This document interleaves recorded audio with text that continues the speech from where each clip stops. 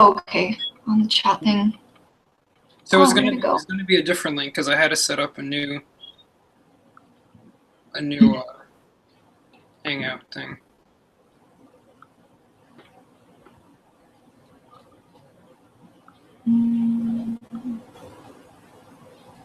So once it loads up, then you have to pause it. Okay. Because I had another window open, and that's why it was giving us the feedback. Unfortunately, though, everybody still is using the first link, and they're just going to go to a blank web page. Yeah. Oh well, I guess we'll just... So there's no way of collecting the questions that would have appeared on the first YouTube. Well, there was the one question with Peach Mango Moon.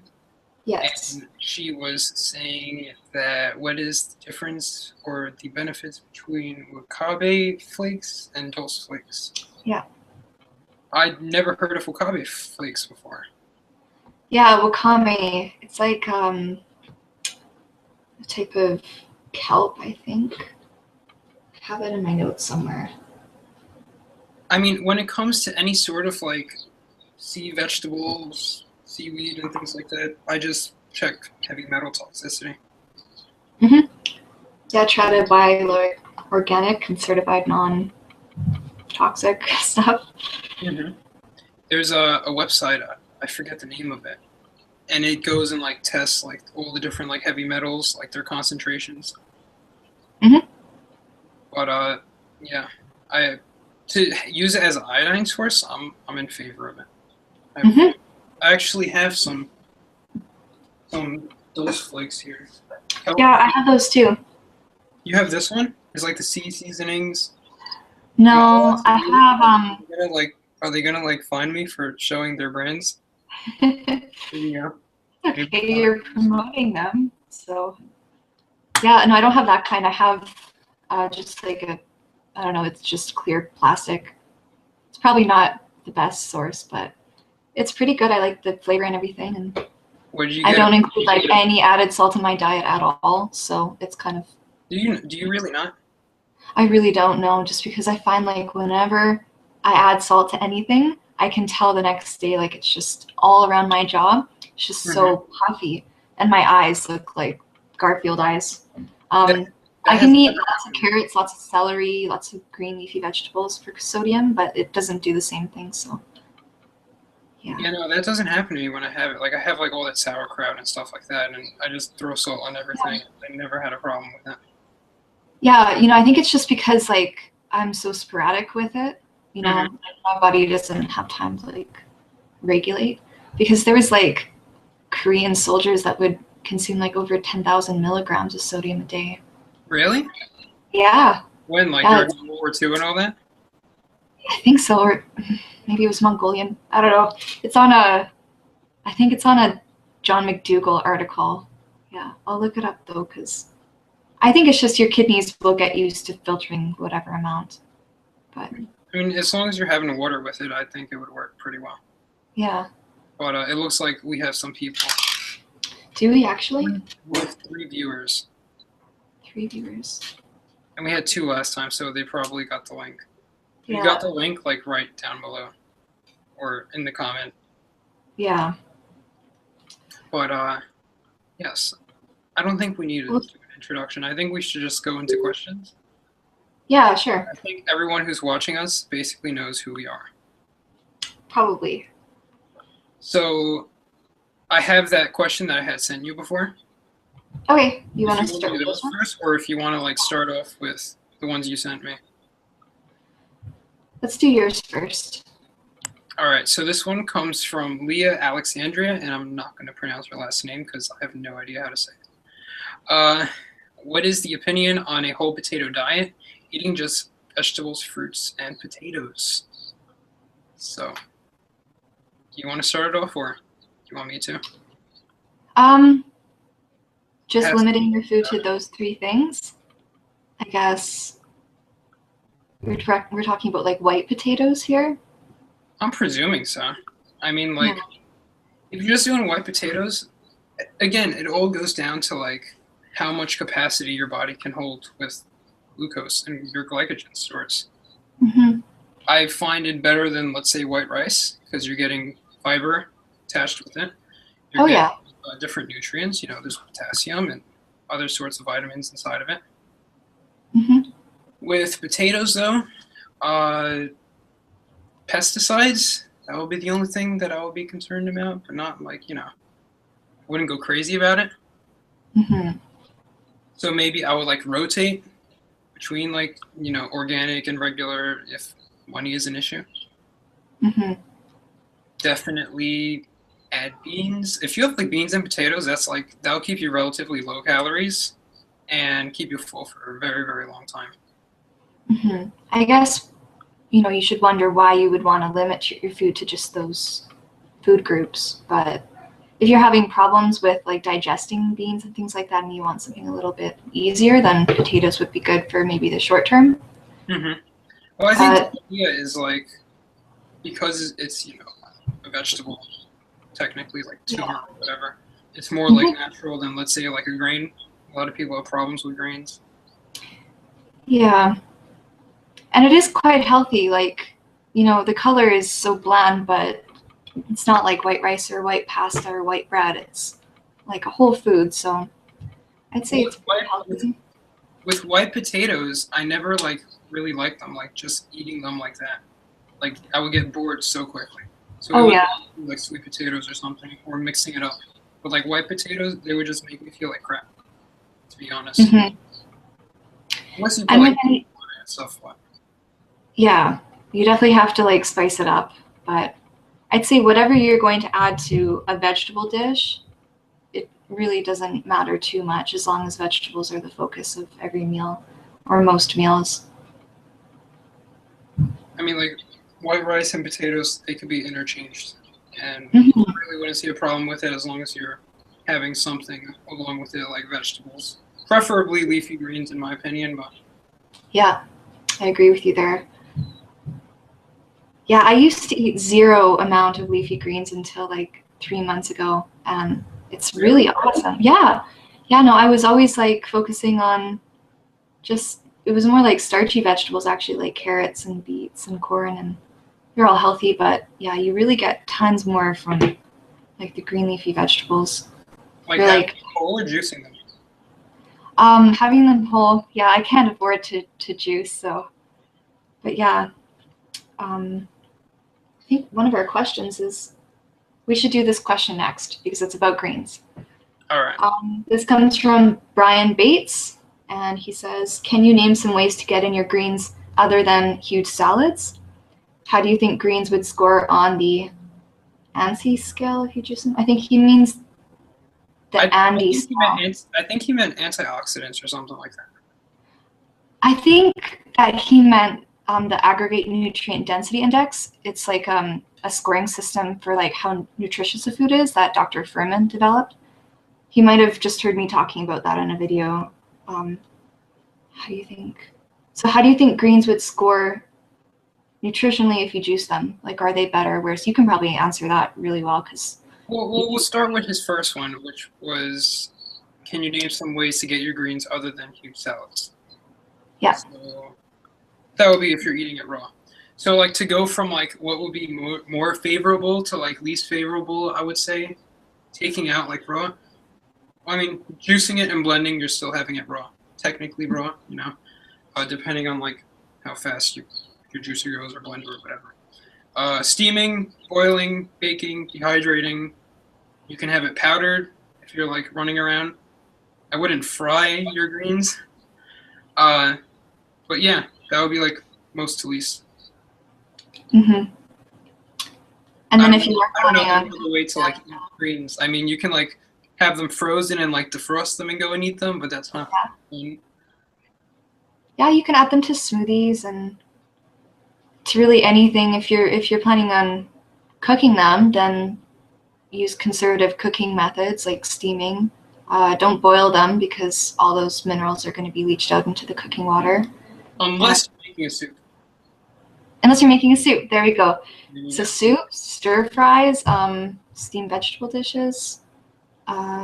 If you're making a stir fry, I would use coconut oil for the high smoke point. I wouldn't use olive oil or canola oil, just because Okay. so much omega-3 from that and pro-inflammatory compounds. Yeah. Yeah, or just water saute would be even better. That's the best. Then like Yeah. I think a person asked about fat soluble vitamins and stuff. We'll talk about that later. But Okay. what's up Oh yeah. with nutrient Sorry. scale?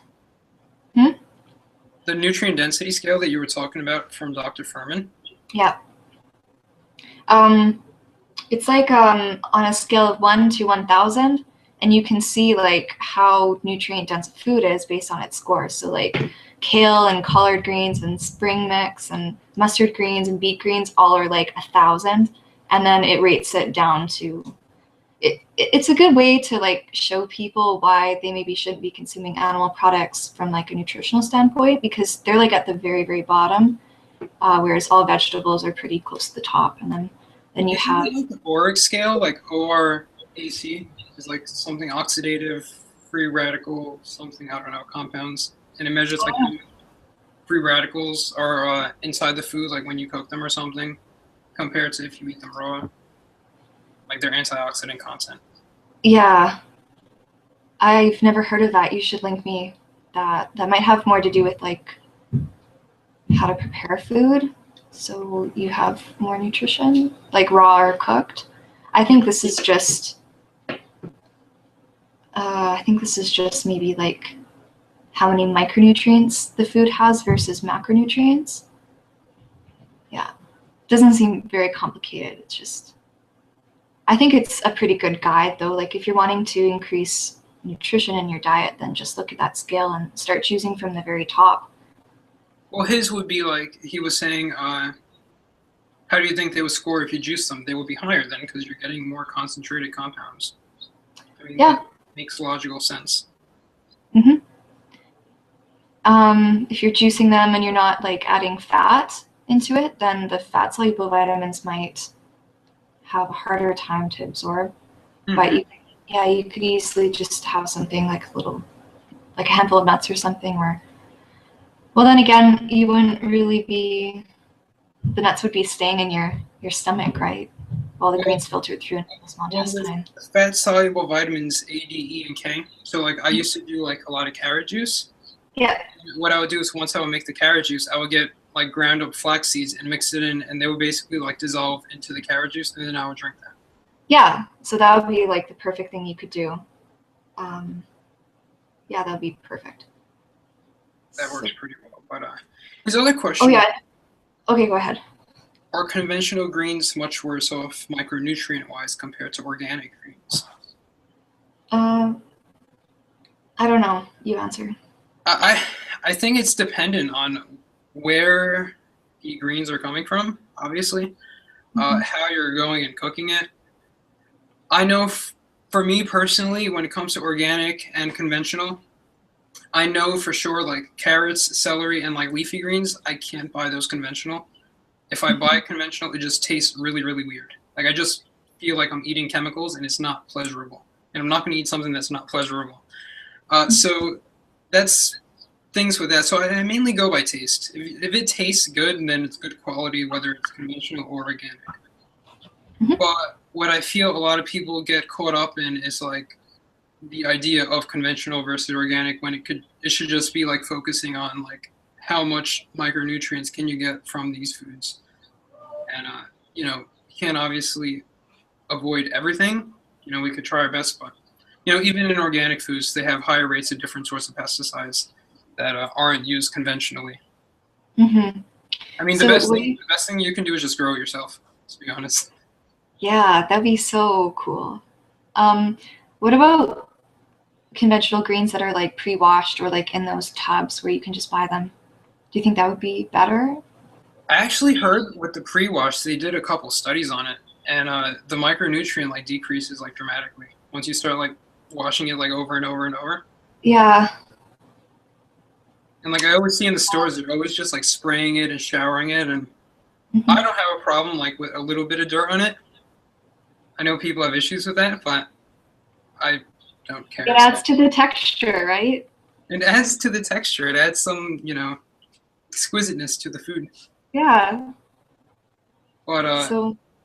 I mean, I just go with the idea that fit as much micronutrients as you can from dark leafy greens. Mm-hmm. 2 pounds a day. That's like optimal. Mm-hmm. And that can either be blending it, juicing it, eating a huge salad. I typically add some in my smoothie in the morning, maybe like a pound, and then I'll do like a pound at nighttime, and that's my 2 pounds, and then that's it. It's very easy to get in as much as you need. Yeah, definitely. It'd be good if you could do a pound raw, pound cooked, or yeah, whatever you can though. When you're cooking it, it's so easy to like get in so much of it. You could just get like a bag of frozen vegetables and just like throw that in with brown rice with some beans, and there's a complete meal. Mm-hmm. Brian Bates had one more question about lentils. He says, I love lentils, but they make me bloat even if I spread them. Why is that? So. Why do beans make you bloat up? Mm-hmm. Do you feel like, oh, I can't ask this to the person, but are you like, if they're getting bloating like a few hours after they eat beans, then it's probably just, the microflora digesting the carbohydrates that the small intestine can't, right? So gas is pretty normal, like for everyone, especially with legumes and stuff like that. So I know when I was eating starch solution and I started to eat more beans in my diet, maybe like a cup to 2 cups a day, it was hard on the digestive system at first, but your body does get used to it. Typically, like most people, I find that they get used to it when I ask them about it. But if this person is buying them pre-sprouted or they're sprouting it themselves, one thing that I will look into is like, are they going and like washing them like hourly or however many hours? I know different beans require different times. And a lot of times what I used to do was I would go and like soak them in water, and then I would just let them sit there on like a strainer, and it wouldn't really like break up all of the different compounds and phytic acid and all that stuff that you want to get out, and you won't get the breakdown of all the different sorts of like long chain saccharides that can cause that fermentation and things. But I mean, if maybe he could try acid soaking. Do you think that would break it down a little bit more, and then change it to water? Acid soaking, you could do that. Maybe add some salt into the water. Yeah. And that would help break everything down. If that's still a concern, though, after you do all that, I mean, you can use digestive enzymes for a bit. I know they sell like Beano. That's like, it has alpha galactosidase, and that will break down the proteins inside of lentils. Because we don't break those down. Like, that's an enzyme produced by like mainly herbivorous organisms. Like to break down cellulose and all that, it's alpha glycolytic bond and all this biochemistry stuff that nobody knows about. Secret language. But I mean, you could use that, and I wouldn't say dependent on it. Like I would use it like every other day or something until you get the ability and the tolerance to be able to like break everything down, and just slowly incorporate it like that. But I mean, if you go a while without eating beans and then you eat beans, then you will be destroyed. Yeah, I guess just slow and steady and maybe build it up. Don't eat a lot in one serving in the beginning and then gradually add more. Because legumes are really healthy. I feel like people should be eating more of those too, along with greens. Because they tend to be more healthy than like, the starches or grains and that most people are eating right now. So you definitely have to go and soak them and sprout them, though. Like I wouldn't just cook them right there from the package. Yeah. So next question. I'll get the next question. This is the other one I sent you. How to be a vegan on a low budget. My student budget is around $2 per day. Any ideas or advice? And I was thinking to myself, $2 a day, where does this person live? And this person lives in Italy. So, I mean, here in America, I would say it's relatively more expensive. I mean, I don't know the prices in Italy, but let's say you spend $100 a month and you break that up into 4 weeks. That would be $25 per week.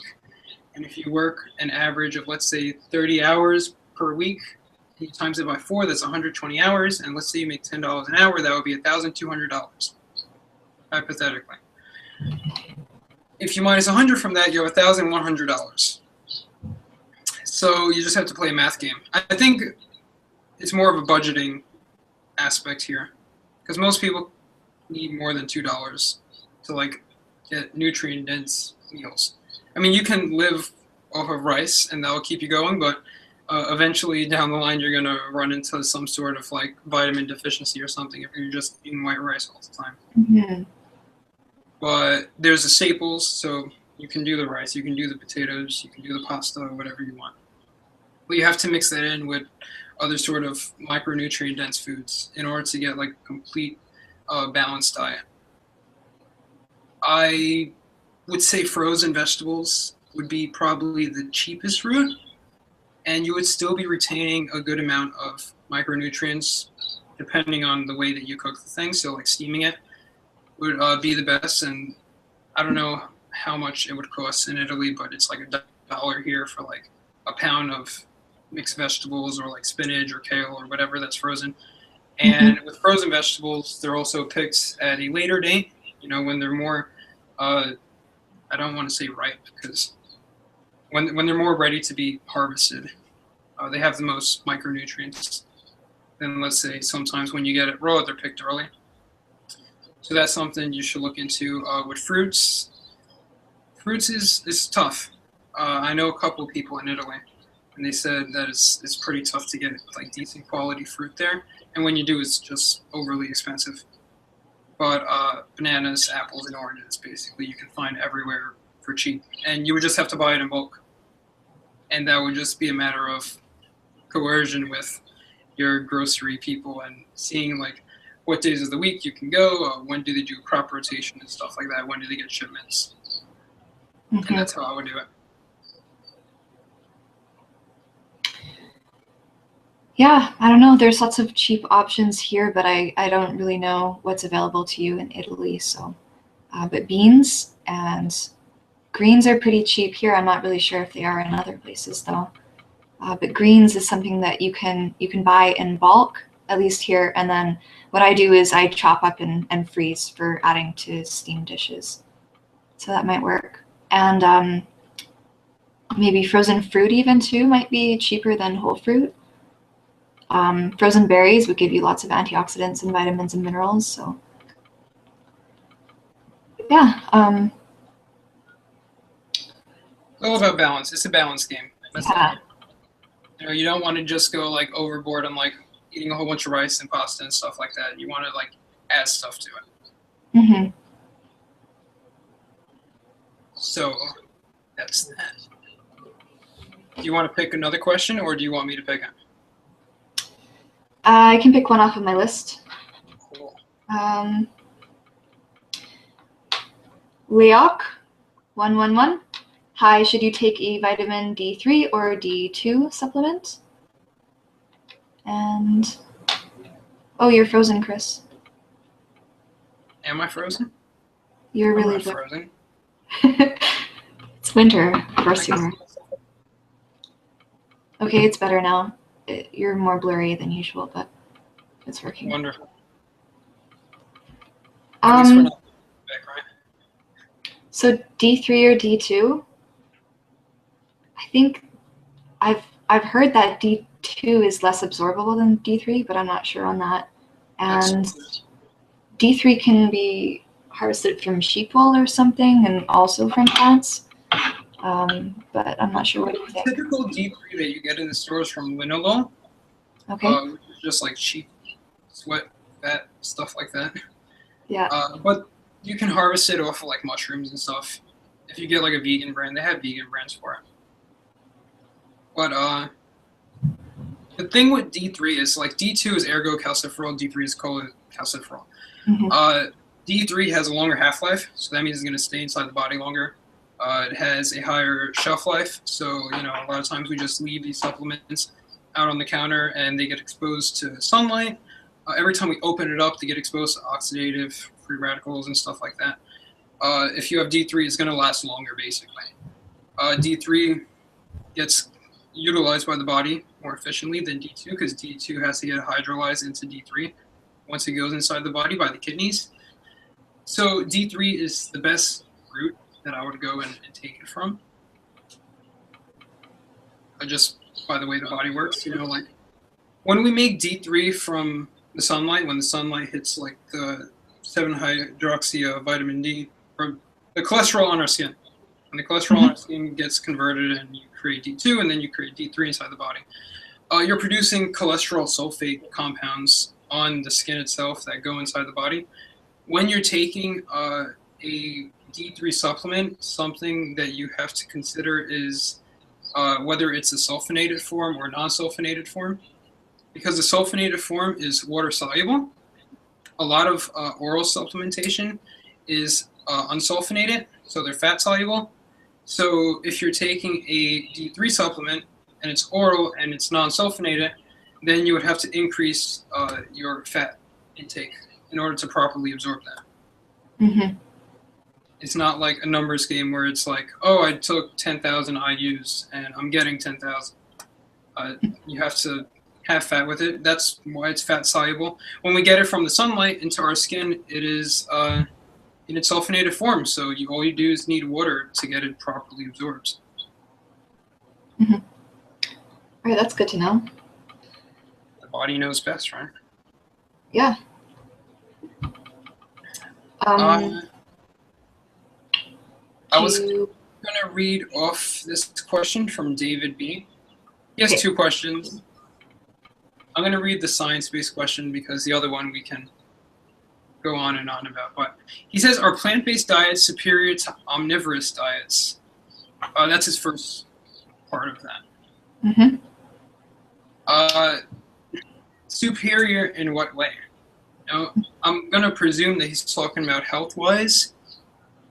And, I don't see a plant-based diet or a meat-based diet like one is better than the other. And a lot of people, they fight with me about that. It's all about, again, playing that balance game. We're not putting in morals and ethics when it comes to health. We're talking about what is going to be able to be utilizable by the body and what's going to give a person the most nutrients. And considering the fact that we live, at least here in America, in relatively decent economic times, despite what people believe, we have an abundance of resources. So we're able to go and get as much grains as we want, as much fruits and vegetables as we want, relatively speaking. And because of that, we're able to go and thrive on a plant-based diet. That would be more superior for me, living here in New York.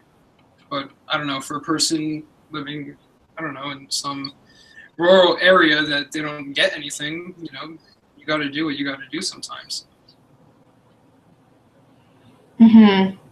Like third world countries,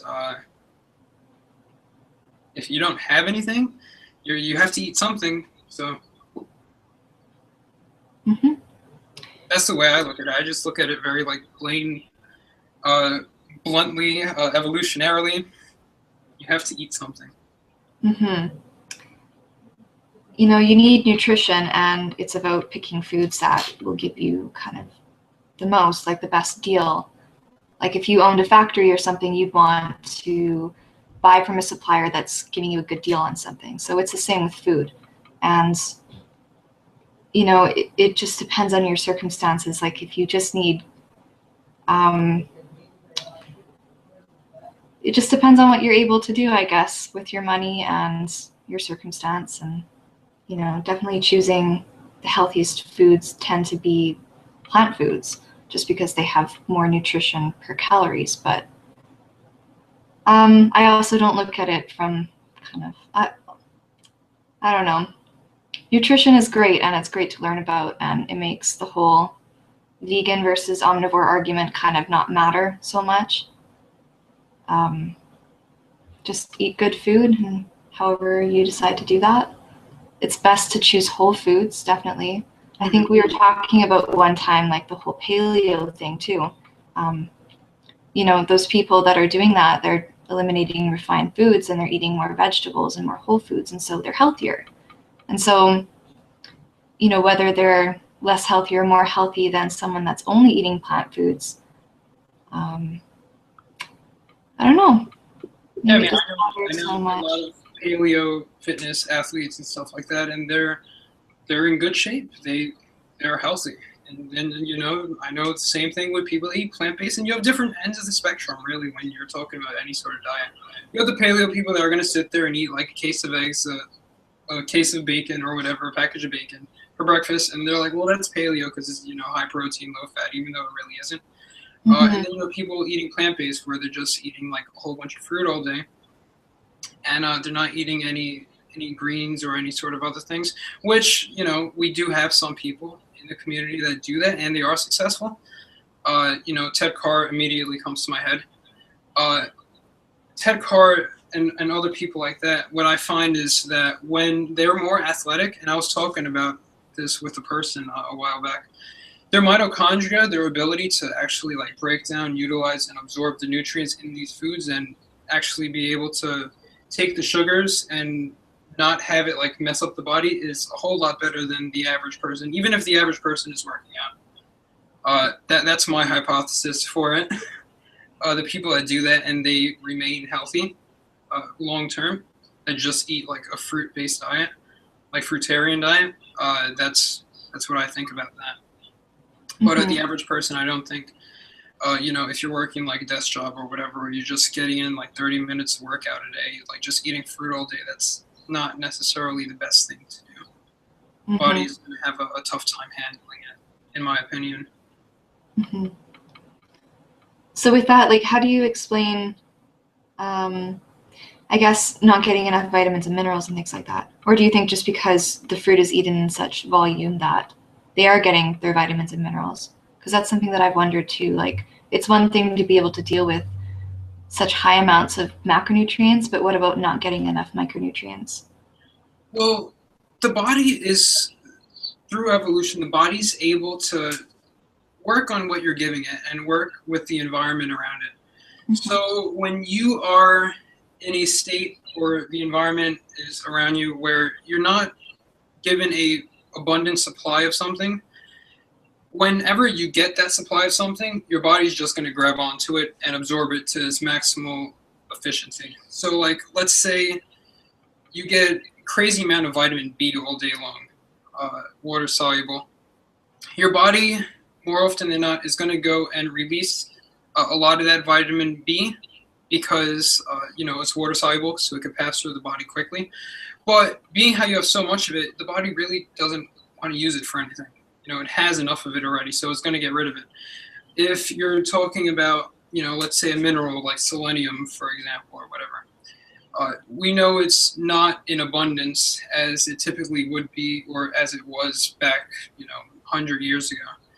But once the body gets a little bit of that thing, it's going to make sure that that thing is going to be absorbed, assuming, you know, your physiology is working correctly and stuff like that. So, I mean, that's the logic behind it that I see, you know, the little bit of, you know, tomatoes and cucumbers and all of these fruits that people consider as vegetables that are more mineral dense than, let's say, I don't know, a watermelon or a papaya, which has more vitamins and more water content. The body's going to be able to cling on to those minerals a lot more, those micronutrients. If these people are doing it, you know, long term like that, and they're getting, you know, good quality vegetables and fruits. Okay, cool. I see where you're reading David B. Did you want to do the vitamin K2 question? Yeah, we could do K2. Okay. So David B, is it necessary to get vitamin K2 in a vegan diet? And are there underrated nutrients? So K2. You were talking about this yesterday. K2, yeah. So vitamin K, there's different versions of vitamin K. Typically, we have K1, K2. There's also K3. But we mainly focus on K1 and K2 when it comes to nutrition. So vitamin K1 is phylloquinone, which just basically means it's like this polyphenolic compound of rings and tails of carbon and stuff like that. It has to be converted into K2, which is metaquinone. And K2 is the utilizable form inside of the body. So like when we're talking about vitamin D2 and D3, D3 is the utilizable form when your body actually needs it. Like it can use K1 for certain things, but K2 is specifically what it requires for like blood clotting, for proper bone health, and a whole bunch of other things like that.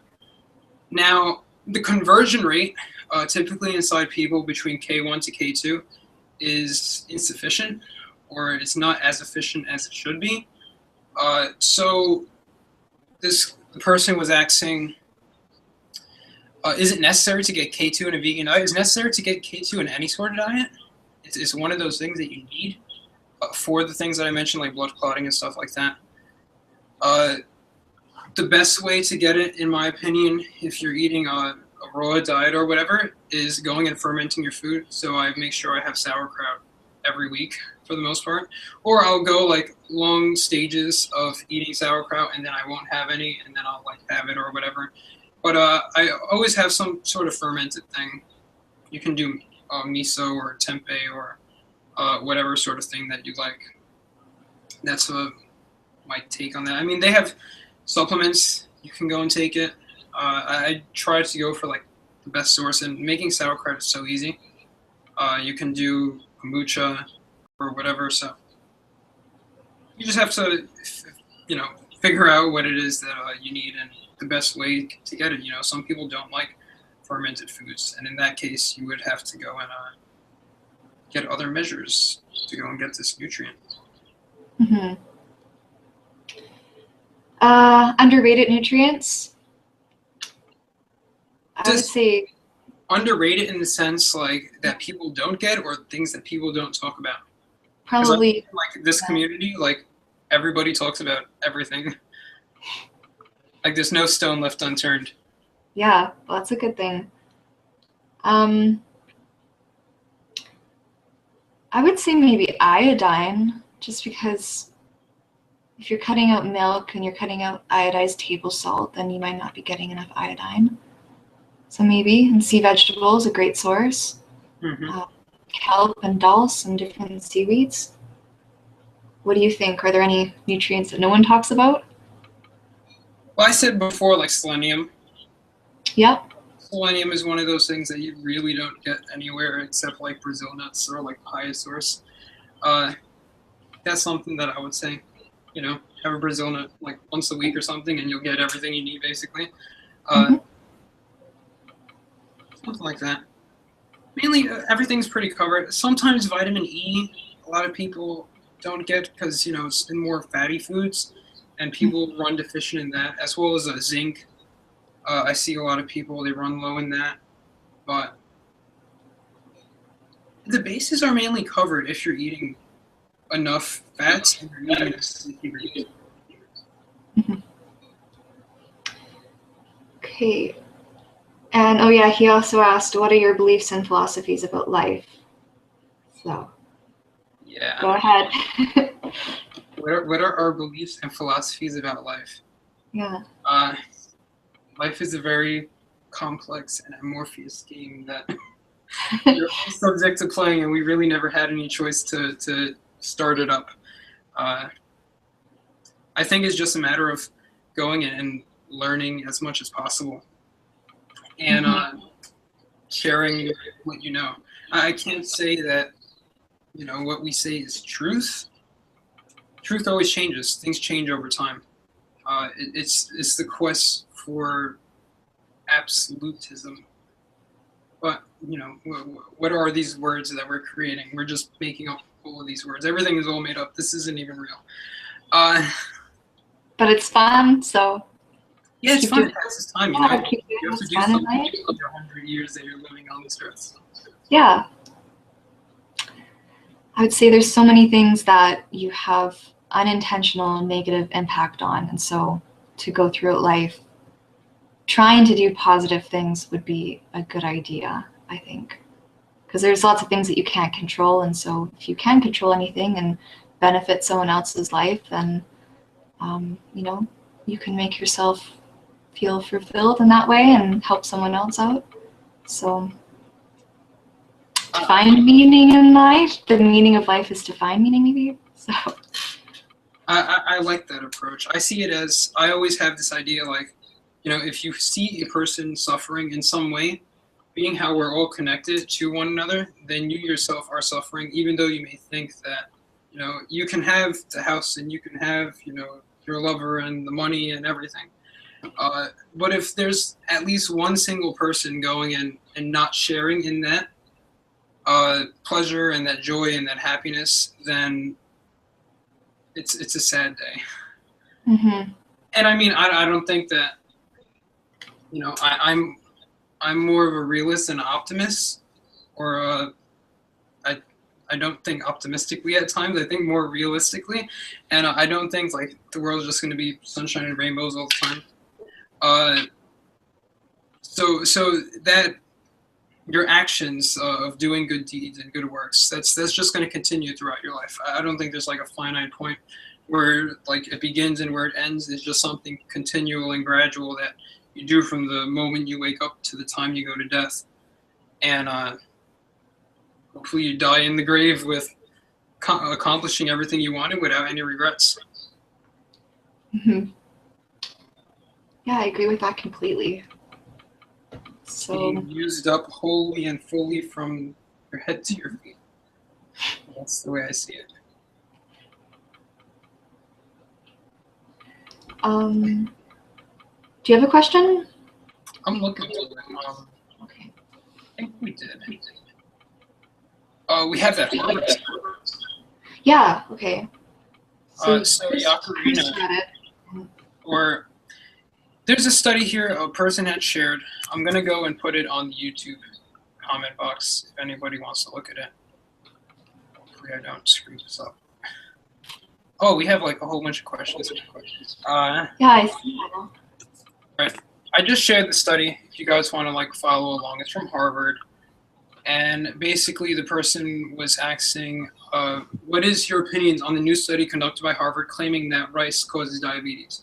When I went to the Harvard website and when I did Google searches and stuff, went through PubMed and NCBI and all these different search engines, I didn't find anything in like 2015. I saw a study in 2012, and it was entitled "Eating White Rice Regularly May Raise Type 2 Diabetes Risk." So it says it may raise. That doesn't mean that it's gonna like cause that thing. And whenever you're going and analyzing any sort of like research, whether it is in the field or whatever the case may be, when the word "may" is used, that doesn't mean that it causes it. Maybe the person was referring to a different article, but if it was this article, then that's some clarification that has to be met when you're actually going and analyzing research.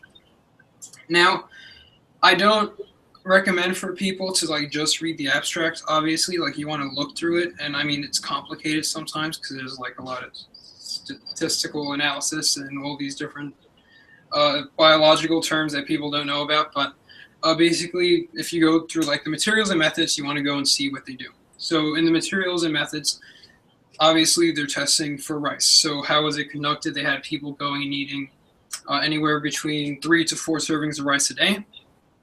And they took like an average. So they didn't go and like look at the amount of rice each individual person was doing. They just had people like fill out surveys and stuff.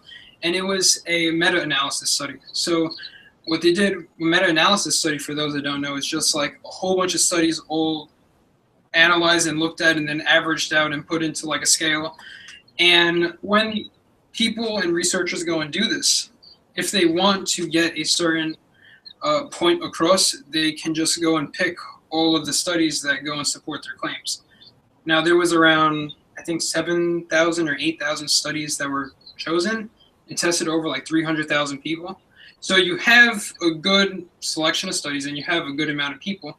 But you would have to go through every single study, which I don't have the time to go through 7,000, 8,000 studies to see what each study on average is going to go and do. So you can have like a lot of numbers mixed up inside of there that are in favor of whatever it is that you're trying to go and support. But basically, when they combine all these studies together, what they found was that for every additional serving of rice that a person went and ate, their chance of developing type 2 diabetes increased by 10%, and they have like scale and the lines and everything going up and stuff like that. And their conclusion is because white rice is high in the glycemic index scale, that causes spikes in blood sugar. Now, if you know about glycemic index, you have glycemic index and then you have glycemic load. And glycemic load takes into account the amount of grams that you're consuming with that food, and glycemic index just goes and looks at the immediate sugar spike when you're actually going and consuming the food. So it's sort of like different. And when you're measuring blood sugar levels, glycemic load is a better indicator in determining like how much this food is going to go and affect your blood sugar level. So that's one thing that I notice that may, tilt the direction in a specific way, because with a glycemic index level, you can have basically anything and you're going to see a spike in it.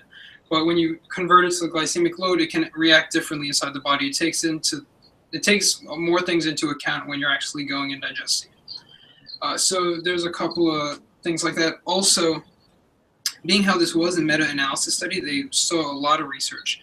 And the research spanned between anywhere from 4 years, I believe it was, to over 20 years.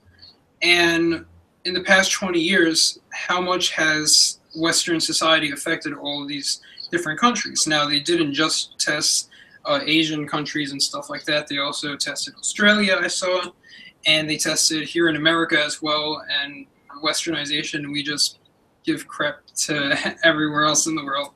So they're just looking at white rice. They're not looking at what processed foods that these people had, refined sugars,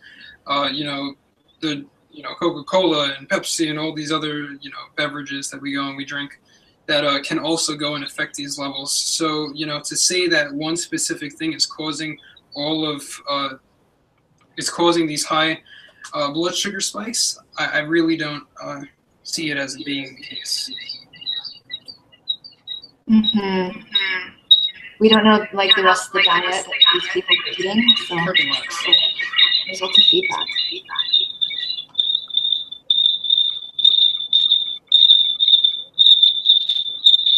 That's on your end, my friend. Yeah. Okay, it's gone now, I think. I No? can hear you. Mm-hmm.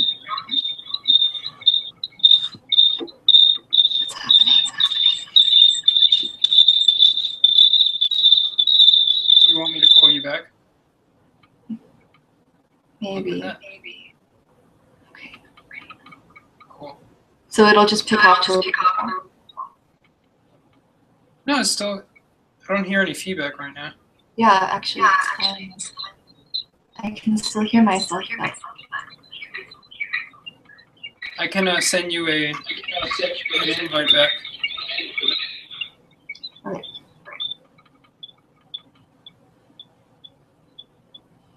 So you would have to press leave call, and then I'll send you a link on Facebook. Okay. I'll do that. Okay, so she's gone. Let me send her a link, and then I will go and answer some sort of question. Facebook. I'm telling you, man, technology. Sometimes you love it, sometimes you hate it.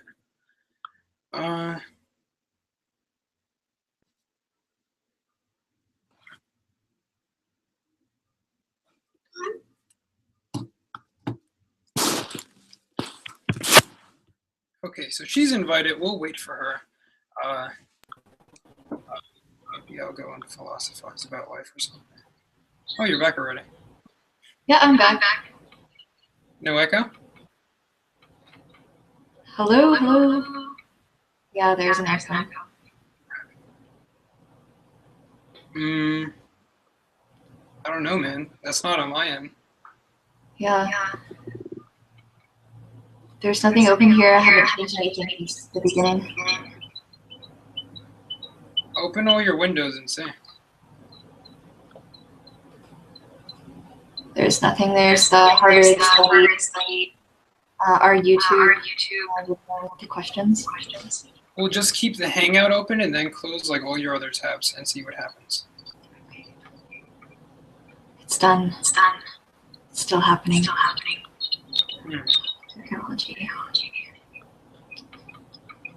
I mean, you can put on headphones and see what happens. Okay.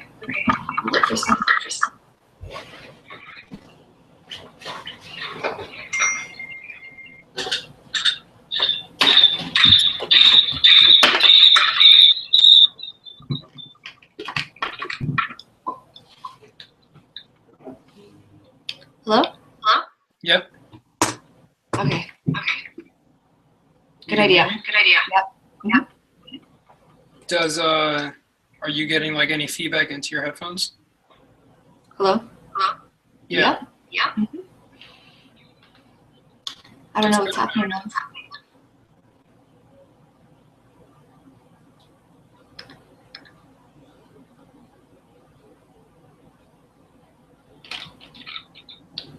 Yeah, I really don't know. I don't know.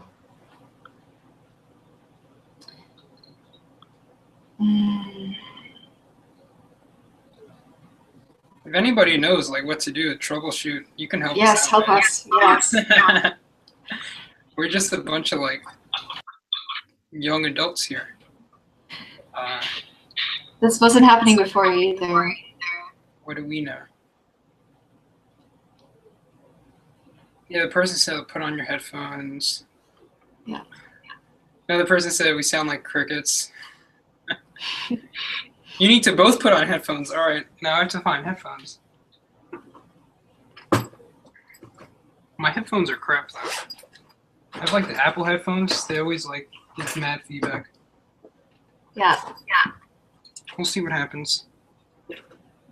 These even have like, that doesn't even have a microphone. These have a microphone, all right. Yes, Chris needs to put on headphones.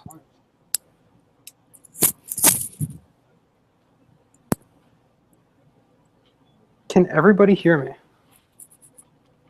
I can. Hello? I can hear you. Do you hear any like feedback? No, there's no echo now. Okay, all that right, was cool. a really good, that was a good suggestion. Thank you very much, everybody. Mm-hmm. Thank you. Okay, so let's go to the questions now. Okay. I think we have a couple of questions. We have like the Stevia and Splenda question. Yeah. I don't know if you want to do that one. Sure. 8 can you briefly go over Stevia and Splenda? Are they safe? One better than the other, or both crap? I haven't looked too much into this just because I don't use either of them, but Stevia from the stevia leaf? Mm-hmm. Okay. What do you know about this? Well, stevia is good, in my opinion. But stevia, when you're buying it, like you have different brands that go and sell it. Didn't you make a video about erythritol, like the sugar, alcohol, or whatever? Yeah, I had been watching a Michael Greger video, nutritionfacts.org, and he recommended erythritol because it didn't have any sort of disadvantages with it and possibly some advantages. So people can check out that video. But I know with stevia, some brands that you buy, they put in erythritol in it. Like Trivia. Yeah, and it's like you have to get, organic, non-GMO, blah, blah, blah, when it comes to like different things like this. For the most part, because to get erythritol, it's a sugar, obviously. You can get it from fruit, but as we know, companies, they don't want to spend money. So it costs more money to extract it from fruit. So they go and they extract it from what is the next source of sugar that companies usually extract things from. I'm asking you, Sammy. Corn. There you go. Yeah. So they extract it from corn. And corn, they're not going to use organic corn. So they're going to use GMO corn because it's cheap. So when they extract the sugars out of that corn, they'll go and do enzymatic hydrolysis, and they'll go and convert it to glucose, and they'll go and ferment it, then they'll go and crystallize it. And once they go and crystallize it, then you're left with erythritol in this crystallized, concentrated GMO pesticide-laden form. And then it's mixed in with stevia. And you can't tell the difference because it tastes the same because it's like 99.5% sugar or whatever. So they can just basically lie and be like, well, we added this much, and there you go. That's how they get out of that one to save money, because it's all about profit with companies. Stevia, a lot of brands, they'll contain natural flavoring. Who knows what natural flavoring is? It can be anything, really. Typically, they're vegan natural flavorings, but I don't know. I don't use artificial sweeteners for things. If I were, though, I would use like maple syrup. Maple syrup is probably like the best sort of natural sweetener in my opinion. Or maybe like coconut sugar. You can use that. I haven't really heard anything bad about coconut sugar. Or you can just get the stevia leaf. You can just grow it yourself and extract it out. I mean, if you want to play chemist, make teas with it, take out the alcohols in it. You can do something like that. But stevia, I would go for, look at the ingredients, and if it's just like whole stevia leaf, buy it. It's cool. As far as Splenda goes, Splenda, I have a different viewpoint on Splenda. Splenda, it can go and mix in with glutathione. Glutathione is the body's major antioxidant. It's produced by the liver. I almost said kidneys. It's produced by the liver, and it's released through phase 2 detoxification, all this stuff. When Splenda undergoes hydrolysis inside of the stomach with hydrochloric acid, it breaks down into sucralose. Sucralose is a different sort of sugar. Sucralose is able to bind into glutathione. And when this happens, it can go and alter your DNA in different ways and cause a whole bunch of mutations. So I wouldn't have it because of that. And also, if you look at the chemical structure of Splenda, so if you just Google like Splenda chemical structure, if you look at it, it's a 6-membered ring of sugar, and you're going to have 2 chlorines on it. So it's a chlorocarbon, and chlorine, as we know, is one of those halogenic compounds like fluorine and all these things that bioaccumulate inside of the body, and then they can go and react with different things, and I just don't like that in my own personal opinion. So that's my take on that. So those types of molecules can still be absorbed even. Yeah, well, with Splenda right there, their website, they say that it doesn't accumulate, it just passes straight through, it goes undigested, but it actually can bind to certain tissues inside of the body and accumulate around the organs and stuff. So it is absorbed? It's not just going through the GI tract? No, there's a percentage of it, not a huge percentage of it, but there is a percentage of it that can be absorbed and just accumulate inside of the body like anything else. A lot of people don't know about that, so that was just looking through some research about it. Yeah, it's good to know then. I mean, basically, if you want to sweeten things up, add fruit to it. Yeah, exactly. I know a lot of people, they have problems with going and digesting fruits with carbohydrates and stuff. I never had that issue. So I remember when I would eat cooked food and stuff, I would have make these mango sauces and put it on white rice and stuff. Never really bothered me at all. You just have to see what works for you and what doesn't. Or, I mean, just use maple syrup or stevia and all that, like I had said before, and that will work relatively well. Yeah. Date sugar as well, just because it's just dehydrated fruit. Yeah, so that would work. Dried fruits, if you're making a curry, you can use dried fruits, and they'll get released, the sugars inside of the curry, and it tastes pretty good. And plus, whatever you're adding sugar to, it probably doesn't matter what you use. If it's in a small enough amount. It doesn't really matter if you're using stevia or sucralose or fruit or anything. just depends on the amount that you're using and how frequently, maybe. Pretty much. And I mean, like taste buds, typically when people add things like this is because their taste buds aren't like accustomed to eating that. Yeah, that's true. Yeah. So. I mean, I could sit there and eat like raw kale, and that tastes good to me. I know, me too now. It's actually delicious.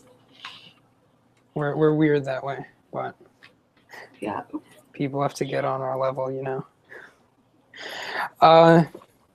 Different question. This one comes from XX Plasma Fire XX. And he says, is there any advice you would give to other fellow vegans that are interested in studying biology and physiology of the metabolism of the body and interested in making a career as a dietitian or nutritionist? So you're more along the lines of like dietitian nutritionist, I would say, because like that's what you sort of do. Yeah, that's definitely the dream. Right now, I'm just working on kind of educating myself, and so this person seems like they want to do the same thing. And so there's different ways that you can get there, for sure. Like you could go into a university course, you could go into a college course, you could do the online stuff they have for like holistic nutritionist. So like, if you what exactly are like you doing right now to go and like I know you were telling me you ordered some courses in college, you can do that. And you were working on like your holistic certification, I believe, or you were going to start or take classes on it? Yeah, so my last year in university, before I dropped out, I was taking nutrition courses and thinking about applying for nutrition. And then I knew I wanted to just be coaching people, just, trying to fill nutritional gaps. And I didn't necessarily need to pay into all of that other stuff, to take English courses and to take all these other things. And so I just kind of, I found the Canadian School of Natural Nutrition, which is an online course in Canada, and they have other stuff like that. I think there's like Institute of Integrated Nutrition or something in the States. So you can take courses like that, and I was in that for a few months, but I wasn't really that professional. It was like, there was like this huge textbook. I don't mean to criticize because I'm sure it has been like beneficial to some people, but there was literally a textbook that was this thick and it didn't have any references in it. And that kind of scared me. So really? From there, no references in your book? No references. Yeah, no references. It was really weird. And so what I did is I just went to the university in my city and I bought a bunch of nutrition textbooks and chemistry and biology and anatomy and physiology and stuff like that. And I've just been teaching myself and using the internet. And then transitioning towards coaching people. So that's what I'm doing, but that's pretty alternative. You don't have to do that. There's lots of options. Yeah, you could take the conventional route like myself and go to college and take all of those prerequisite courses that, you just have to go through, which I didn't even mind taking them because they were a good break from like my science courses. Yes. I do regret though taking all of the prereqs before taking my major classes because now I'm stuck with like 400 level biology classes and chemistry classes and it's tough. But almost done. I have one more semester. But a word of advice, make sure you know chemistry. Make sure you know chemistry and math. They're heavily relied upon by any sort of field that you're entering with science. You definitely have to take calculus and all of that. And chemistry, you have to know like the back of your hand. I never really understood chemistry in high school, and I can't even say I understand it now, and I'm in organic chemistry and all that stuff. It's just something you just have to have a desire. Like you can't focus on like that specific thing. You have to focus on the end goal, and that hopefully will help you maintain your sanity. If you like to read textbooks and learn arbitrary information, go the conventional route. That's those classes were fun. Like even if you have to take them, they do, make you think about things, and it's a nice break from the kind of harder science classes. So. Oh yeah, for sure. I know when I took my physiology class, We didn't discuss anything about nutrition or anything. We just discussed how does the body work, how do reactions happen inside the body, and all this stuff. That's fun information if you like science and all that. That's definitely going to help you. But it seems more like this person wants to know more about nutrition.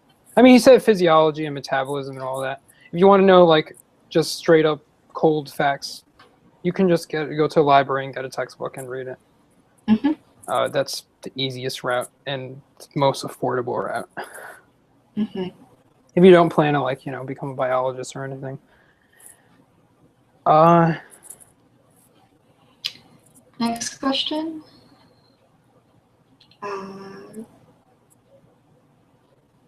Do you have this one from Fruitizan? I might have added it on my own, but it's I haven't. Okay. Do you have any input on incorporating fats and breaking out? I like being able to eat some plant fats, but when my fat intake goes up, I typically get one or a few pimples. Well, I mean, if you're getting one pimple, that's not really something not to downgrade, what you're feeling or reacting towards, but you have to treat it like if you have celiac disease or whatever. How do you go and determine whether you have celiac disease without going and actually getting a test for it? You have to incorporate the thing for a little bit, go and eliminate it for a while, and then bring it back in and see what happens to your body. And that's how you could definitively tell whether or not it's going and affecting you. Yeah, you can keep a food diary. That would help. But it could just be random, like getting a pimple.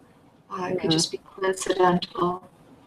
How many times, figure out the average amount of times you touch your face in a week and see what days that happens and whether or not your likelihood of getting a pimple on that day that you touch it the most affects it. Yeah, that'd be a really weird diary to keep. How many times have I touched my face today? Yeah, if you're eating plant fats and everything and you want to increase it, then maybe choose seeds more than nuts. They tend to have higher omega-3s versus 6. And if those affect you, then have avocados. I mean, I eat avocado a day and I don't have any problems. Yeah, so do I. I do that, and I do flax seeds or chia seeds. Sometimes I'll have peanut butter, which is my kryptonite. But we all have our skeletons in our closet. We can't run away from those things. Yeah, if you're wanting to increase omega-3s, then flax and chia and walnuts would be the best for that. Yeah. And then moderate amounts of the other ones. Yeah, I've found that when I overeat on nuts, I get acne the next day. But that never happens with avocados, and that never happens with seeds. So there could be something there. There might even be pesticides and more so on. I was do you think? I was talking to a person. He was living in Tokyo for a while, and he was dealing with acne issues and stuff. And he was telling me he was moving away from Tokyo or whatever, and Tokyo has a lot of pollution and stuff. And he moved away to, I don't know, Thailand or something. And he was eating the same exact thing, but I don't have any more acne or whatever. And it was the environment that was going and affecting him. So, I mean, that's drastic. You're going and relocating, but you have to factor in, what sort of environment you're in. If you go here to the city, I live off of the city. I live in Staten Island. So we're part of New York City, but I'm not in the city itself. If I go to the city and then I come back home and wipe my face, it's black. The tissue is black from all the pollution. Oh my gosh. Wow. So imagine me going into a forest. It's oh my gosh, I can breathe now. But a person, let's say living in Hawaii their entire life, they come up here, they won't be able to breathe. So the environment does play a role, and that's where epigenetics and all of that comes in. I have the other question. This one comes from Carol Willis, and she says, if money was no object, how much and what functional medicine testing would you be getting and why? What do you think? I had listed 3 things that I would get. And the first one would be a microbiotic profile of all the gut flora and everything inside of my stomach and intestines and everything, because I Yeah, just find that so interesting and fascinating. me too. That's what I put too. I put biopsy of intestinal flora. Hmm. Just take Yeah, a piece out of me and see what's in it. that's pretty cool. The Yeah. second one would be heavy metal toxicity. Mm-hmm. Maybe like do a before and after, like here in New York and then here somewhere else, and then like coming back here, or going somewhere else and then coming back here, and like measuring like the difference between it and see like how much the environment actually goes and affects you. Mm-hmm. Uh, that, and I also had a DNA methylation profile. Why? Why? Yeah, Because you're able to test the single nucleotide polymorphisms. I don't know if that's too much biology talk, a little bit. but for people like with genetic testing, that's basically where you're measuring the errors in DNA coding and stuff. So what can help with that is like if you can see different errors inside of like when your DNA replicates and stuff on your genes, it can allow you to predict certain things with your metabolism, your rate of like detoxification, let's say. You can go and predict different hormonal imbalances. You can see uh, the effectiveness of the different receptors inside your body. So different Mm-hmm. neurotransmitters, how well are they able to have an affinity or to be able to bind to different neurotransmitters. Like vitamin D, for example, like I know a lot of people, they will go and they will take supplements for vitamin D. They will go inside the sunlight. They will go in and do whatever they can to get it, and they will still be deficient. And it's like, if your receptor site isn't working, you can take as much supplements as you want. You can be outside in the sun as much as you want, unless that receptor is not fixed correctly, or if there's something wrong with it, then you're not going to help yourself by doing all that. So I think that that's something that is pretty cool. But obviously, these things aren't covered by insurance, so they cost like a whole bunch of money, which is why I'm presuming she was asking this. Mm-hmm. So I mean, those are the tests that I would do. I'll go with that too. I can remember exactly what you said to request that. Um, yeah. I I have two more questions Okay. from Facebook. I don't know if you want to do it like really quick, I guess, Yeah. and then we can go to some of the questions in the YouTube because I know like mad people wrote questions. Mm-hmm. Okay. This one comes from Tanya. Tanya, hello, Tanya from Florida. How much good fat percentage should we get if we're working out with weights? Do you want to comment on this, or do you want me to comment on it, or? Mm, it's like 20% fat for women of reproductive age. So if you're working out with weights, then I don't really know if people should be tracking macros all the time, though. It's um, try to I, get over I, 20%, I but feel the same way with you with that. yeah, it's But yeah, with women, you need more fats definitely in your diet, just general overall. When it comes to weights, I think it depends on what sort of like weightlifting you're doing. If you're doing like powerlifting, you need something like more explosive, or if you're doing bodybuilding, you need something that's a little bit less, I would say. What I find is when I would go and lift weights, when I would have like a lot of fat, let's say like 30% fat, which is, I mean, relatively high. I always think 30% or lower is a pretty good range. When I would do that, I would have more strength to be able to lift heavier, but I would not be able to do it for a long time. But if I was doing like more endurance style, like weightlifting, working different muscle fibers, then decreasing it to like 15 or 20% worked best for me. I would be able to recover quicker mm-hmm. doing that. So, I mean, that's just my own personal experience.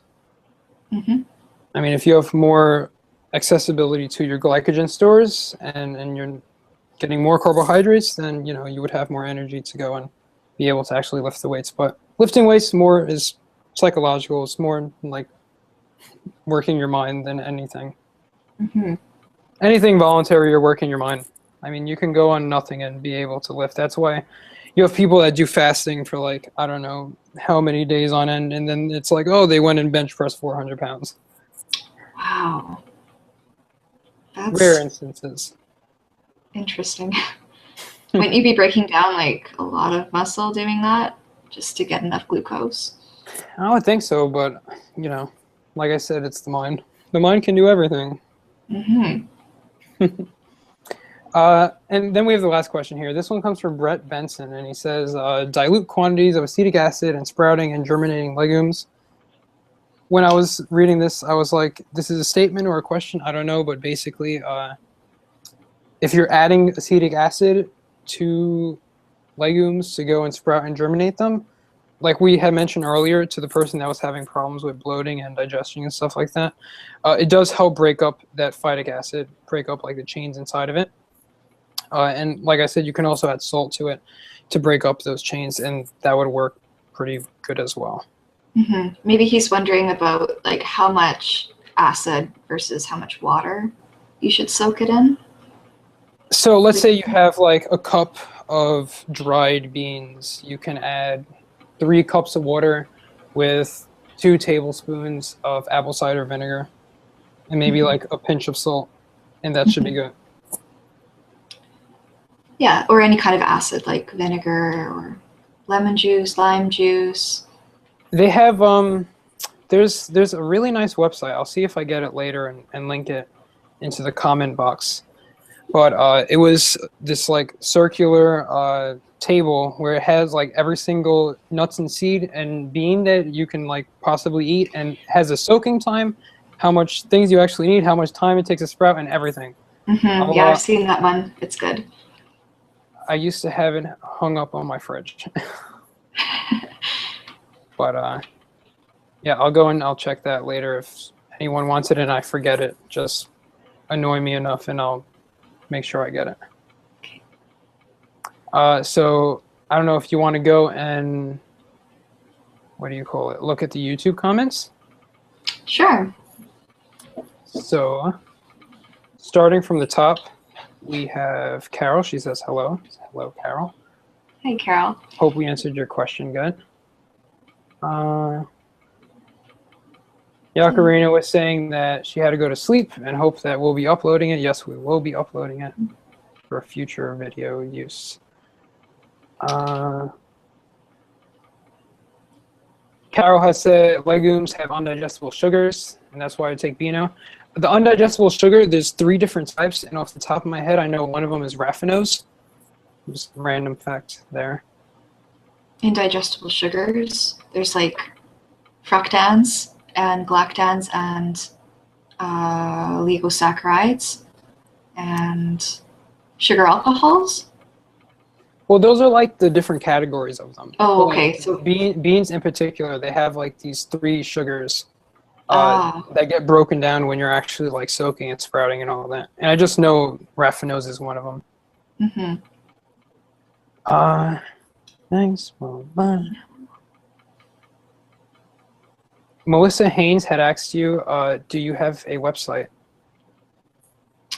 A website? Yes, I have a website and a YouTube channel. They're both called Earthling Nutrition. So I don't know if you want to like link that to her. Sure. If you're in the comment thing, but yeah. Yeah, can I'll just write it down. She also was asking about when we were talking about vitamin D3 earlier. Mm-hmm. Does it apply to liquid D3 drops? Like taking the oral supplement for it? Yes, it does. It's, if you take like little gel capsules and you consume it, that will be orally, and also taking the liquid D3. You have to look into that. What I was saying earlier, which I honestly don't remember. It's all a big fog. It won't let me link my website address for some reason. Oh, no fear. I will link it. Okay. I have a bookmark. No, I should have. Oh, really? No, I don't. I was just trying to be hospitable. Oh. Yeah, we can put it in the show notes or the description. The description, yeah. Yeah. I mean, there's her YouTube channel. Yeah, we'll put it later. I live in Newfoundland, Canada. Newfoundland. There you go. She's a newfie. Which is an island. Everything's imported, and it's the coldest place here in the country. I make it work. There's a health crisis here. I'm studying to become a vegan doctor. That's pretty cool. Yes. God bless you. I would ask you, if you're there, Melissa, do you go to like solariums or anything to get like your vitamin D? I know a lot of people, when they can't get vitamin D, like sometimes they don't have vegan supplementation, they'll go to like tanning places and stuff to get it, just out of curiosity.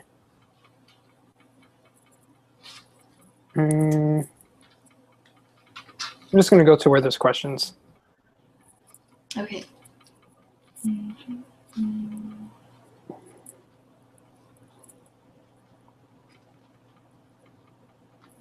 Oh, this one comes from, I'm going to say her name wrong, Yardine from California.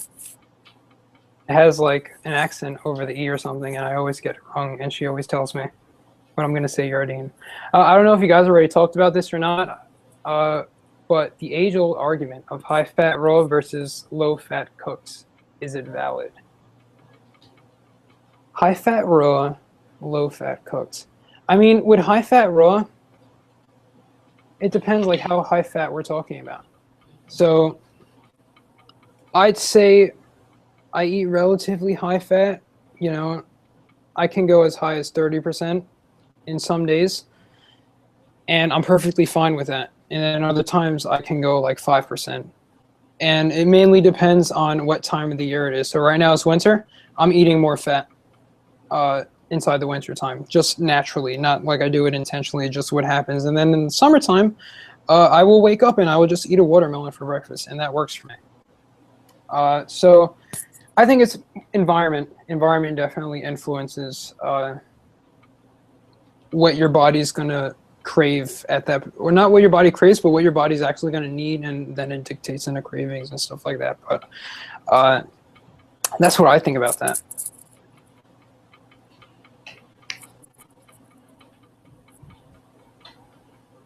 Yeah, I don't know. I just try to plan out fats when I'm eating greens, because the greens make the fats more digestible, and then you're able to absorb more fat-soluble vitamins.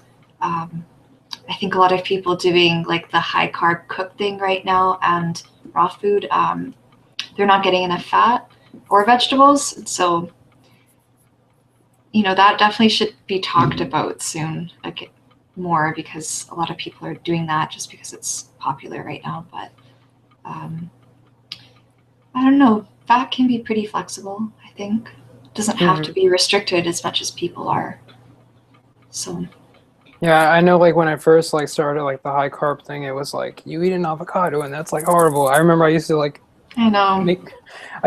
measure out like the avocado and have like, oh, I'm gonna have a fourth of it, and then I'll like save the other half or the other 3/4 of it, and it just gets ridiculous. Yeah, it does. This one, it says it's for you. I have a question for Savvy. She mentioned in one video, multivitamins are a waste of money. I find it so hard to eat spinach, sesame seed, and Jerusalem artichokes every single day. I don't know why she picked those three things, but she says, can I just take a multi for calcium, selenium, and whatnot? Well, there's lots of foods that have calcium other than spinach and sesame seeds. And then I do think that multivitamins are a waste of money, just because you're not absorbing a lot of what, you know, it says on the package that you're getting. And that's what matters, what you absorb, not what you consume. So like you should look up a list of like top food sources of those minerals you listed and vitamins, and then just pick from those foods. You don't have to pick the highest sources all the time, just to have variety. And yeah, you definitely can get all you need from food, or most of what you need from food. So I would agree. Would you rather be taking a multivitamin and then peeing out most of those minerals and vitamins, or be eating really delicious foods that you enjoy and, you know, can have more variety and stuff like that? Yeah, I would agree with that. Like, when I first I was taking a multivitamin, and then like after a couple months, I'm like, why am I doing this? Like, this is retarded.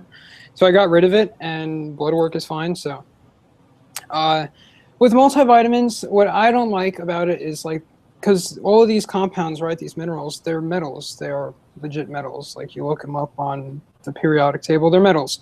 A lot of them don't get utilized by the body as efficiently as possible, and they will go and bioaccumulate. And you're taking it every day.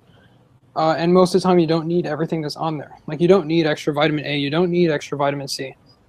You're getting that enough from plant-based foods, or in general, most people are. You never see a person really deficient in those unless they're like not eating anything. It's more so the fat-soluble vitamins, which don't really need a lot because they store inside the body. They're fat-soluble. Vitamin D. That's something that most people typically need, unless they're living in the environment where they're able to synthesize enough of it from the sun. Vitamin B12. I take one B12 every week, a sublingual. B12, 10,000 micrograms or whatever, comes out to 10 grams. Your body pees out 0.1 milligram or something per day, so I always have a reserve of it. And if you're just eating a wide variety of different stuff, obviously there's some people that they just aren't able to absorb it, which in that case, that has to be handled individually. But if we're talking about just a general overall picture of like what it is for health and stuff, you just have to have a wide variety of things. If you're just eating the same things every single day, you're going to be deficient over time in some way, shape, or form. I know with calcium, we have the recommendations for calcium. It's like 1,000 milligrams a day or whatever. You don't need that much milligrams a day. You need those averages. They're too high in my opinion.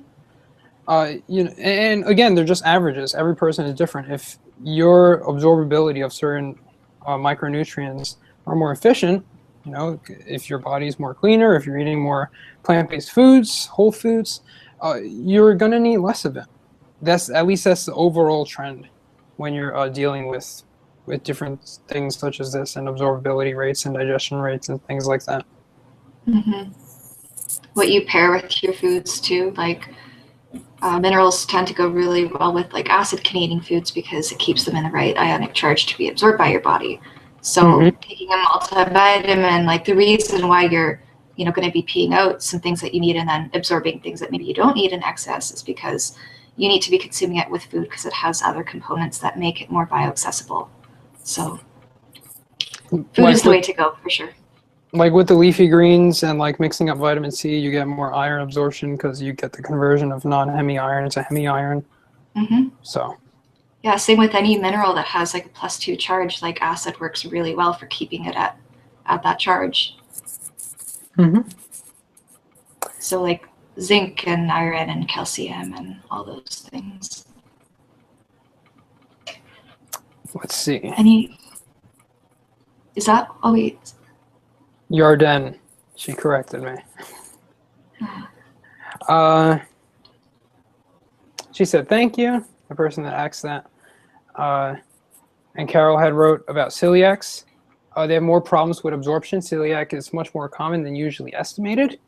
My estimate about 10 times more common than usually thought.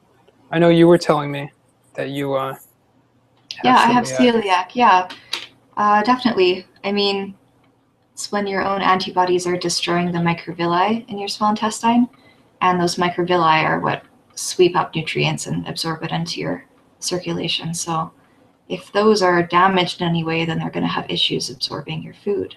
So people that have celiac and don't know about it, like you can see in different biopsies and just damage to the microvilli. So that can heal over time for sure, but you have to have proper testing for that.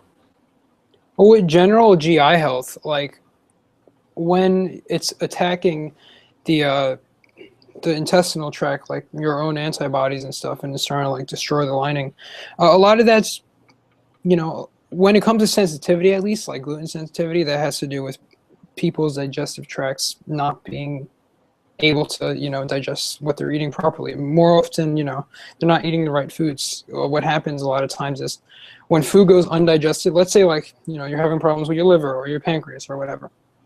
When food goes undigested, what will happen is you will start to get these holes inside of the intestinal lining. They're called zona oculans. And you have to remember when things are getting broken down inside of the body from polymer chains to monomer chains, meaning more complex to less complex, this way it can move through the body easily. If you're having these large molecules going through the intestinal lining into the bloodstream and they're not being broken down properly, that will cause inflammatory reactions, that will cause immune response and stuff like that, which can exacerbate issues, which can appear like celiac. I don't know, Carol, is celiac genetic? Is there like a genetic component to it? Yeah, I'm pretty sure that there is. Or maybe it's a modification of a gene that happens epigenetically. I know my mom had celiac, and she, after 5 or 6 years of taking it out, she went back to the doctor, and he's like, "You're testing negative for it." So, really? yeah, and I mean, now she can have it, and she doesn't have any problems with it. I mean, she eats a lot of it because her intestinal lining is still, messed up, but she's able to have it, like she can eat a slice of pizza and be perfectly fine. So It's really neat. Yeah, I found that even before I was diagnosed, I would get the worst symptoms from like muffins and donuts and things like that. But I could eat like a whole grain sandwich and be fine. So, in high school, I used to I'm sit not there sure. and eat like 3 sandwiches and no problem. Yeah, yeah. Whole wheat bread and all that. Oh, that's so good. I That don't have was. anything in my diet to replace that, so it's something I do miss, like sandwiches and stuff like that. I just have bad memories because I still ate tuna fish back then, so it like smelled my locker up and everything, and people would be like, they wouldn't know where I am because you would just smell tuna fish everywhere, and like it would be coming out of my pores. Oh God. Oh. Oh, she says there is a genetic component. DQ2, DQ8. If a celiac is only tested via gliadin, it won't test positive unless eating gluten. Wealth of knowledge there. Yeah, I know if you stop eating gluten, then those antibodies will be gone by the time you take a blood test. So that's why they usually do like a biopsy. Did your mom have a biopsy done? I don't know. I think they just tested for immunoglobulins and stuff like that. Oh yeah. But I mean, those aren't the most accurate testing I know. She got it more so like when it first started to like come out and like not a lot of people, like I didn't know what it was. No one knew what it was. Yeah. Same with my mom because she has it too. There's really nothing available for her to eat, or so she thought back then. But yeah, I mean now there's like so much, but yeah, and I mean even whole foods, whole plant foods, like that's a wealth of eating right there. So. Pretty much. The same person that was talking about calcium, Ezgi, I'm gonna say. What are our thoughts on seitan? Seitan is fermented soy? I'm pretty sure. I absolutely know nothing about it except some sort of soy product. Yeah. What do you think about soy products in general? Soy products, I would only have them if they're fermented. I wouldn't eat like regular soy, even if it's like organic, whatever. Like there's just too much controversy around it. And there's so much more alternatives. Like why even mess around with that? And it doesn't taste like anything. Like there's some people that they're like, oh yeah, they use it and whatever. And I've used it sometimes, but I really didn't taste nothing. Like I would make it in stir fries. I would go and make cakes with it and stuff, and I can find better alternatives. Cheaper alternatives that Oh, it says wheat gluten, so it's not soy. Oh, seitan. Oh, is that? I think I know what that is. It's like it's kind of like the texture of tofu. I don't know. I never had it. I probably won't. I can't say that, but Yeah, I I have a can't. long time to Sorry. live. Yeah. Yeah, I think that's it. If anybody has any like closing questions, because we don't have any questions, and if there's no questions, what's the point, right? I mean, you can sit here and listen to me and Savvy talk about whatever, but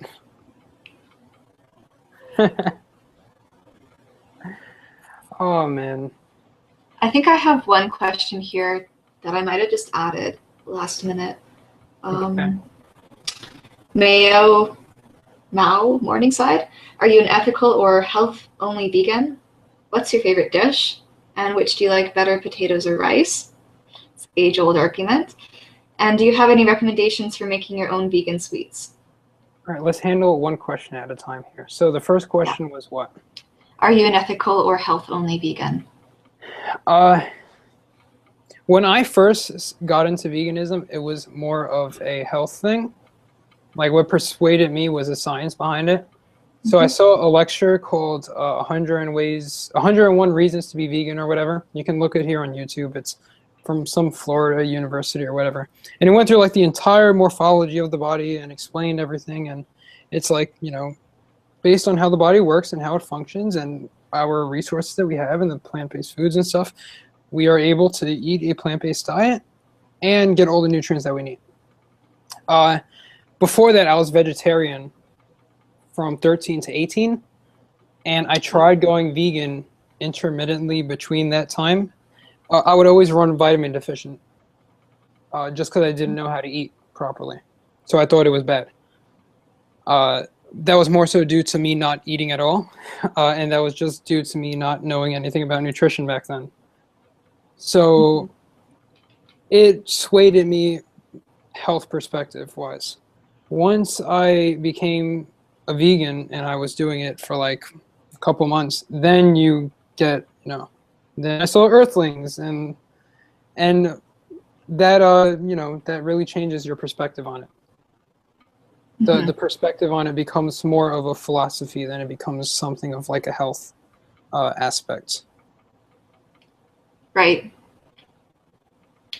I would say it's pretty similar for me. I was pretty ill with a lot of different things, and then I found veganism on the internet, and from there you're kind of just thrown into a bunch of different learning opportunities. And you know, I definitely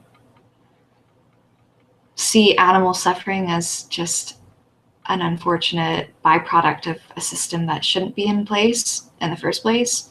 I think that we should be really caring about our environment and really caring about our own bodies, and the fact that animals are spending their lives in such a, you know, awful state, then that's just, it makes it even worse. Like there should be, yeah, it's just unfortunate. I would say, yeah, sometimes I don't define myself as a vegan when I'm talking to people, because I love health and I love health science. And I think that can be exciting for people to learn about, and it's not threatening sometimes when you're just talking about science and food and stuff. It's something that everyone can relate to. They don't have to question their moral beliefs or anything, and then if they become interested in it, then they'll be thrown into the same sort of community as I was and you were, and you just kind of learn as you go. So it can be all of those things for people. I don't know if anyone is strictly, you know, just vegan for health or vegan for ethical reasons. It's probably like a few different things for most people. Yeah, I would say so. I mean, a lot of people, they tell me like, how do you like talk to people about veganism and stuff? And I'm like, you don't talk to them about it. Like you just let them see what you're doing. That's one way. And then the second way is to do it like covertly. So, you know, like I bake brownies and stuff, and that's like my past couple of videos, and a lot of people are like, oh, you're using oil and this and that and sugar and whatever. And it's like, when you give a person that, they're not expecting it to not have what typically is inside of it, which is eggs and butter and milk and all this stuff. And when you tell them that it doesn't have these things, like a lot of times they'll just be like, I won't say it's a vegan brownie. I'll say, I've made brownies. Do you want a brownie? Sure. And it's like, these taste really good. What did you put in it? put this and this and this. Well, you didn't use any eggs? No. You didn't use any milk? No. And if the person doesn't know that I'm a vegan, they question, like, why are you doing that? And it sort of makes them like, oh, I can eat something that I can resonate with, and it tastes good, and sparks some curiosity. Maybe they'll watch a video or whatever, and that's how you do it. Just little forms of activism. Yeah, it doesn't have to be like in your face. And yeah, I like your videos on brownies. I was watching one today. I so want to make the black bean ones because they look so good. The black bean ones came out really, really good. Yeah. Like, one of my friends, she's obsessed with them. Like, she's like, when are you making the black bean brownies? I'm like, you need to give me time to, like, I'm running low on supplies. Yeah. But yeah. Did you use oil in that one? I believe I did. I used like 3 tablespoons or something. I don't know. Oh yeah. It wasn't a lot. You could just use applesauce, though. It's like half a cup of applesauce and like a regular, you know, let's say you're using like 1.5 cups to a cup of flour, or in this case we're talking about beans. You use like half a cup of that, and that replaces your oil. Put parchment paper on the pan, and you have no oil, high protein snack, basically. Oh yeah, and the other questions. What's your favorite dish? That was like the potatoes and rice question, or was that a different question? It's like same person, and they say, "What's your favorite dish?" And then, "Which do you like better, potatoes or rice?" Oh, okay. And then, yeah, favorite dish. I've been really loving having lentil burgers and a kale salad lately. I could eat that for breakfast, lunch, and supper. And I don't, but I could. It's really, really good. What about you? My favorite dish? What can I say? Fruits and vegetables. No, my favorite dish? I mean, it's not a dish. I guess I was looking on Instagram, and some person, maybe it was Ted Carr, I was looking at a Snapchat or something, and he had like papayas, and I'm like, I want papayas so badly. And like, even when papayas are in season, they are horrible here. Like, they just taste dreadful, and they're all like genetically modified and all that. So I would say papayas, even though I don't ever get to eat fresh ones. Yeah, I've only had a few, and I think they're probably really bad quality. So you know they're good when they smell like feet and rye and cheese. yeah, the seeds are so cool. They look like little eggs. They're such a beautiful fruit. I heard you can use like the papaya seeds to like cure cancer or something like that. One of those things that was thrown out there. Like the enzymes in it or something. Paleo or something. Which do you like better, potatoes or rice? I don't really eat potatoes or rice lately. Yeah, but which one? They're not asking whether you eat it. They're asking like, which one do you like? Which one do I like? I guess probably potatoes. If I ate either one of them, then I would choose potatoes for French fries and mashed potatoes and stuff like that. I would choose rice. Yeah? I used to sit there and I would eat like a huge bowl of rice, like just white. Give me white rice, and I was fine. Maybe because I'm Spanish, but yeah. Rice and beans? Yeah. Everybody doesn't know what my ethnicity is. You have to make a video on it, just that. What did you think I was? Black? Like everyone either thinks black or like black and white or white. And then I'm like, my last name is Morales. Does that give you like a hint or? Okay. Yeah. I think it's the pronunciation that throws it off, yeah. Or they just say like Morales. But it's Morales. Yeah. Or they say like I'm Arab or something because I have a beard growing, so.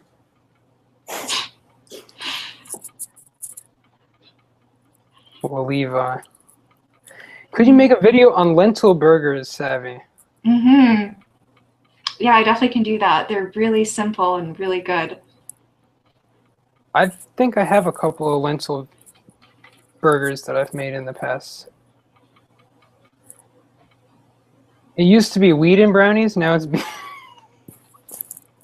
it used to be wheat and brownies. Now it's beans.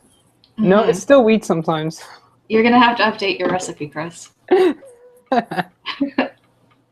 That video will be private, only to subscribers. Yeah. We can't let other people start seeing that stuff. I already have my account flagged once already. I don't need it flagged again. You don't know that? No.